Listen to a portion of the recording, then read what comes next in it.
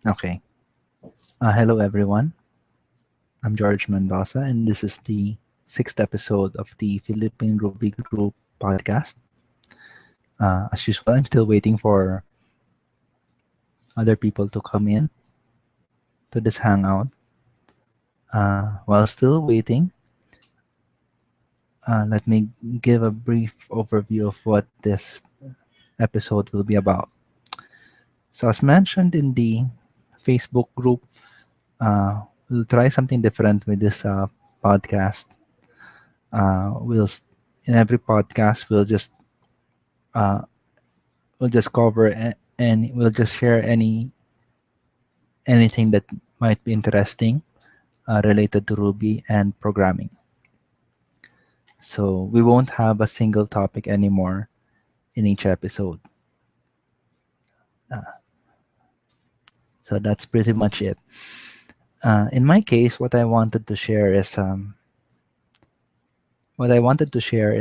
something I learned recently uh, while working on a project in Love with Food. So I've learned that uh, if you're going to decide whether to add a table for a class that you need, uh, it's very important to be very wary about adding database tables unnecessarily, especially if the class that the table will represent is a value object. So a value object is something like an address or a string, or it's a small class that which whose fields represent its value. Doesn't have an ID, or it doesn't need to have an ID to have meaning. So like I mentioned earlier, we have an address object. Another common example is a coordinate. It has a latitude and longitude, but sorry, latitude and longitude. So those two values represent your coordinate. Doesn't have to have an ID to have an identity. So what I've learned in the project that I'm working on is that uh, if your feature is going to depend on a value object, and you're deciding whether to put that value object in the database or not, I would recommend not putting it yet until some other requirements appear, which I'll mention a bit later. Uh, so let's say you have some code that previously depended on a constant. Uh, and somehow, because of your new feature, you need to convert that constant to an object. In my case, we have an e-commerce website, and we wanted to convert some constants that relate to shipping methods. So we have two different kinds of shipping methods, at least new ones. There's a standard shipping, which will be free, and expedited shipping, which will cost money. So previously, the strings standard shipping and 2-day shipping were stored as constants, but now we need to convert those into objects. So the question we had in mind in our team was, should we implement this string constants as plain object Ruby objects, or should we store them in the database? Eventually, we decided to store the the class in a database because we were thinking about making it more flexible. Now, after working on this, I realized that although Rails makes it easy to create models out of database tables, uh, you still have one drawback with creating a table for a class like this, is that if you want to do it right, you still have to do some amount of boilerplate code. So the first thing you have to consider is database constraints. Like you need to make sure that, in my case, the shipping method class, it has a name for shipping method. So I need to make sure that that's unique, that's not null, and although it's not necessary, it's nice to uh, put these constraints to your database table.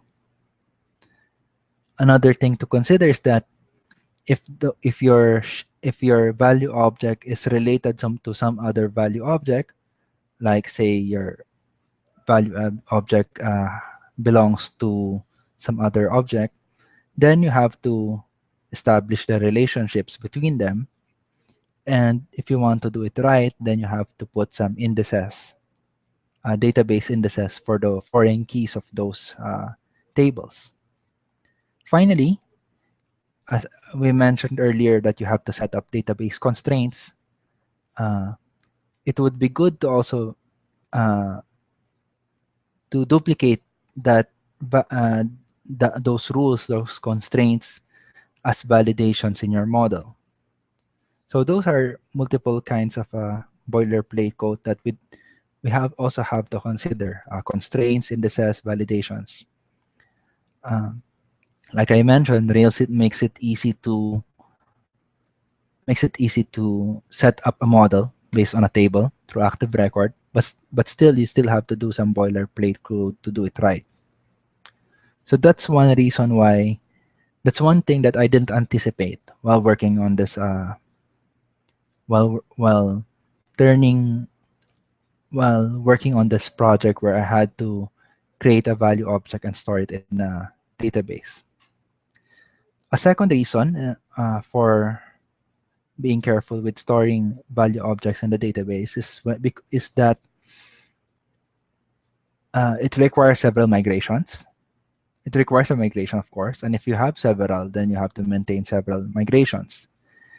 Um, Very important that when you not only create the tables for this value object, you also need to seed some data into it. Like in my project, we have a shipping method. We had two different kinds of shipping method for standard shipping and 2-day shipping. So I need to make sure that I create migrations to seed these two values, so that when we deploy the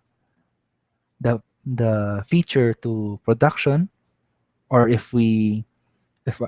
somebody reviews this pull request, then they're able to automatically generate those necessary uh, those necessary value objects. So now you have at least two migrations to take care of for your pull request. And as we know, if you're working on multiple features at the same time, then you have to think about rolling back your database whenever you switch from one feature to another. Finally, then this is something that I didn't realize until later, is that when you store value objects uh, in a database and you replace existing constants uh, with database back value objects, then you have to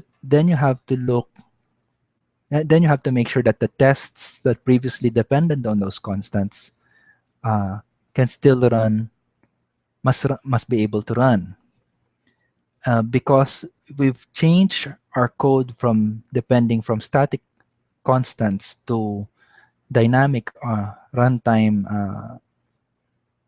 dynamic data that's generated on runtime.